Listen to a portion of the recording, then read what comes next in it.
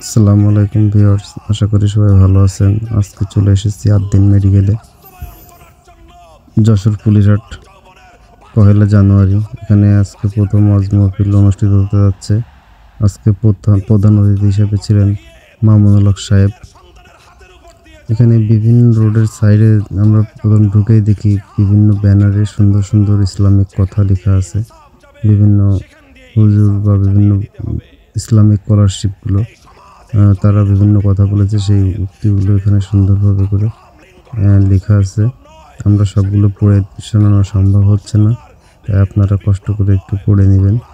দেখুন, একের পর এক সুন্দর সুন্দর স্কলারদের বক্তব্য বা সুন্দর কথাগুলো এখানে উপস্থাপনা লেখা আছে।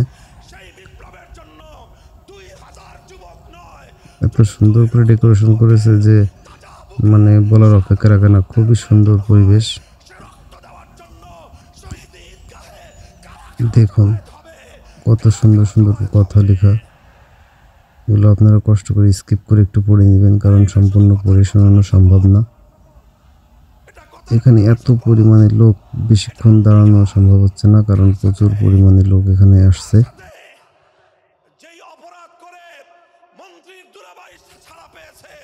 আমরা এখন ধীরে ধীরে সেই স্টেজের দিকে আগায় যাচ্ছি। এই যে প্রথম মাহফিলের প্রথম গেটটা আমরা দেখতে পাচ্ছি। এখন দেখুন কত লোক যাচ্ছে, কেউ কিন্তু আসতেছে না। সবাই দেখেন কত পরিমাণে লোক মাহফিল শুনতে যাচ্ছে। আল্লাহ সবাইকে হিদায়াত দান করুক। সকলেই দোয়া করবেন সবার জন্য। মানে আমাদের যাওয়া লাগতেছে না, আমাদের ঠেলেই মনে করেন রাস্তা পার করে দিচ্ছে সবাই। কত পরিমাণে লোক দেখুন, চারিপাশে প্রচুর লোকের সমাগম। সবাই আসছে দিনের কিছু কথা শুনতে। সবাই যেন দিনের কথা শুনে সেইভাবে আমল করতে পারে। সবাইকে সেই তৌফিক দান করুক। দেখুন গাছগুলো খুব সুন্দর করে লাইটিং করছে এবং চারিপাশে মানে লাইটিং করছে তারা। 8 দিন মেডিকেলে সুন্দর করে পরিবেশ পরিপাটি করে সুন্দর করে সবকিছু পরিচ্ছন্ন করে রাখা হয়েছে। এটা শুধু বৈষম্য বিরোধী ছাত্র নেতৃবৃন্দের দায়িত্ব নয়, বৈষম্যহীন সমাজ গড়া এটা শুধুমাত্র বৈষম্য বিরোধী ছাত্র নেতৃবৃন্দের দায়িত্ব নয়। ডান পাশে বিক্রি করা হচ্ছে আকিজের কিছু খাদ্যের প্রোডাক্ট, যারা এখান থেকে খাবার কিনে খেতে পারবে। বৈষম্যহীন সমাজ গড়া সর্বপ্রথম আল্লাহর নবীর সত্যিকার উম্মতদের দায়িত্ব। ওঠো, দাঁড়াও, হাত মুষ্টিবদ্ধ করো, সমাজ থেকে সকল বৈষম্যের কবর রচনা করবার শপথ নাও। পাশে যে বাড়িটা দেখতে পাচ্ছেন, এখানে যে দেখাশোনা করে তার জন্য এই বাড়িটা সেইখানে থাকে।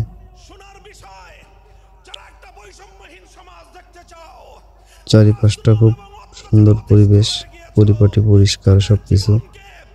একটা ময়লা বা কোনো কিছু তেমন নাই, সুন্দর পরিবেশ।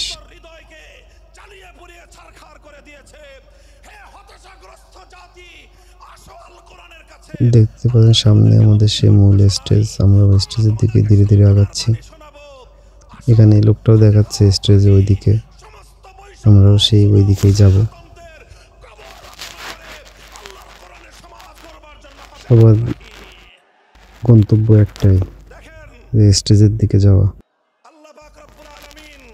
দেখুন বাম পাশে কত সুন্দর সুন্দর হাদিস এবং বড় বড় স্কলারদের আপনার উক্তি ওখানে লেখা হয়েছে। এবং দেখতে পাচ্ছেন এই যে ভ্যানের উপরে পানির একটা ট্যাঙ্ক রাখা আছে। এই ট্যাঙ্কের ভিতরে খাবার পানির ব্যবস্থা করা হয়েছে। সবাই এখানে আসবে, যাদের পানি পিপাসা লাগবে সেই পানিগুলো তারা খেতে পারবে। এই পানিগুলো বিশুদ্ধ পানি।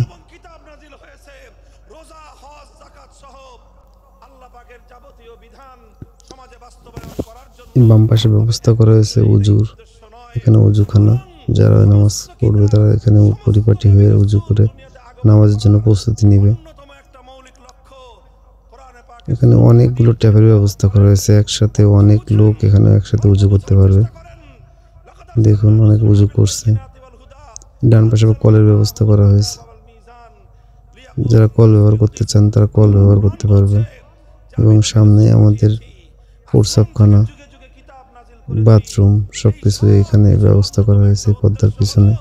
লিয়াকুমান আমরা আপনাদের সবকিছু দেখাবো ইনশাল্লাহ। উদ্দেশ্য, নবী প্রেরণের উদ্দেশ্য, শরীয়ত প্রেরণের উদ্দেশ্য, ধর্ম প্রেরণের উদ্দেশ্য, প্রস্রাবখানার সামনে প্রচুর পরিমাণে ভিড়। লিয়াকুমান দেখুন কত লোক এখানে, সুন্দরভাবে দেখুন কত সুন্দর মানে একের পর এক প্রস্রাবের ব্যবস্থা করা হয়েছে। এবং ইনসাফ কায়েম করা, এখানে অ্যাম্বুলেন্সের ব্যবস্থাও করা হয়েছে, যদি কেউ হঠাৎ অসুস্থ হয়ে পড়ে তাদেরকে চিকিৎসা দেওয়ার জন্য আদ্দিন এই সুব্যবস্থা করেছে। অনুসরণ করা যায় না। এর জন্য আদ্দিনের নবীর বিরুদ্ধে শুভকামনা। লড়াই না করতে পারো, মিথ্যে মুসলমানিত্বের দাবি ত্যাগ করো। দেখুন সবার গন্তব্য একটাই, স্টেজ। করতে না পারো, সবাই স্টেজের দিকে ধীরে ধীরে সবাই আগাচ্ছে। দেখুন সবাই সামনের দিকে আগাচ্ছে, কেউ কিন্তু ফিরে আসছে না। দাবি করা ভণ্ডামি ছাড়া কিছুই নয়। আল্লাহ সবারকে এই জন্য হৃদায়ত দান করুক, সেই কামনাই করি। আমাদের জীবনের অন্যতম মিশন, যে জন্য আল্লাহ তার নবীদেরকে পাঠিয়েছেন, নবীদের জীবনের মিশন যা ছিল, নবীর উত্তরাধিকারী, নবীর অনুসারী, এখন মামুনুল আমাদের সামনে উঠবে স্টেজে। কথা ঠিক না বেঠিক? এর জন্য মামুনুল হকের কিছু জীবন বৃত্তান্ত পেশ করা হচ্ছে। আমাদের জীবন, সবাই সেটা মনোযোগ সহকারে দেখছে। ভীষণ, সেটাই হবে আমাদের ভীষণ। যদি এটাই হয় সত্য কথা, এটাই যদি হয় শপথ, তবে বৈষম্যহীন সমাজ গড়বার জন্য দেখুন কত পরিমাণের লোক এখানে উপস্থিত। আমার জিম্মাদারি। এখানে যদি আরো লোক আসতেছে, এখনো মনে করেন সমস্ত লোক এসে পারেনি। কাম ছড়ানো আমাদের দায়িত্ব, আর যদি সেজন্য চোখের অস্ত্র দিতে হয়, দেখুন চারিপাশে লোকের সমাগম, যদি সম্পদ আর সবাই কিভাবে সামনের দিকে আগাচ্ছে। দেখুন সবাই সেটাই আমাদের এই জীবনের দায়িত্ব এবং উদ্দেশ্য। ইসলামিক কথাবার্তা শোনার জন্য সবাই আসছে, বৈষম্যহীন সমাজ গড়বার জন্য এবং সবাই হাতে ফোন, সবাই ভিডিও করছে। বৈষম্যের বিরুদ্ধে বুক পেতে দিয়ে পুকুরটা কত সুন্দর করে ঘিরে দিয়েছে যাতে কেউ পানিতে না পড়ে যায় বা কোনো সমস্যা না হয়। এবং এরকম ডিসপ্লে ব্যবহার করা হয়েছে প্রত্যেকটা মাঠে 4-5টা করে, যাতে সুন্দরভাবে বসে প্রস্তুত থাকবেন। শৃঙ্খলভাবে সবাই দেখতে পারে। আল্লাহর নবী বললেন, এই বৈষম্য চলবে না, এই বৈষম্য আমরা ধীরে ধীরে স্টেজের দিকে আগানোর চেষ্টা করছি, দেখি কত দূর যাওয়া যায়। সমাজের মধ্যে নিজের দলের লোক অন্যায় আপনাদের যত সম্ভব দেখানোর চেষ্টা করব অন্যায় ইনশাল্লাহ। আইনের শাসনে 100 ভাগের জায়গায় 200 ভাগ। কত ভিড়, দেখুন কত লোক, সামনে যত আগাচ্ছে তত লোকের সমাগম। আয়োজন, বিপক্ষ মতের লোকজন মৌনলোকের পরিচয় পর্ব এখন শেষ। তাদেরকে কেচোর মতো মাটির এখন সে এখন বক্তব্য রাখবেন গর্তকে বিচারের মুখোমুখি আমাদের সামনে। অন্যায় দেখুন কত লোক। থেকে তাদের যৌবনের সময়গুলো কেড়ে নেওয়া, বছরের 1 নম্বর মাঠটা পুরো প্রায় ভর্তি হয়ে গেছে। পর তাদেরকে বন্দী করে রাখা, এই যে অন্যায়ের অবসান ডিজিটাল ডিসপ্লে সবাই দেখছে। এই মাঠটা ফাঁকাতে আপনাদের একটু দেখানোর চেষ্টা করলাম বিহিতার সুযোগ, যে কিভাবে পরিষ্কার পরিপাটি করে মানুষের জন্য সুব্যবস্থা করা হয়েছে বসার। শুধুমাত্র কোরআনের তেলাওয়াতের জন্য নয়, দেখুন ওই যে স্টেজ, কোরআন চারিপাশে লাইটিং এর সুব্যবস্থা। আল্লাহর কোরআন তেলাওয়াত করতে হবে, মর্ম বুঝতে হবে। দেখুন কত সুন্দর। হিকমতের কর্মসূচির অধীনে কোরআনে পাকের এপাশে মহিলাদের বসার ব্যবস্থা ছিল। এখন আমাদের শেষ, এখন আমরা বাসার দিকে রওনা দিব। বাস্তবায়ন করার জন্য আমাদের জীবন যৌবনের বাজি লাগায় দিতে হবে।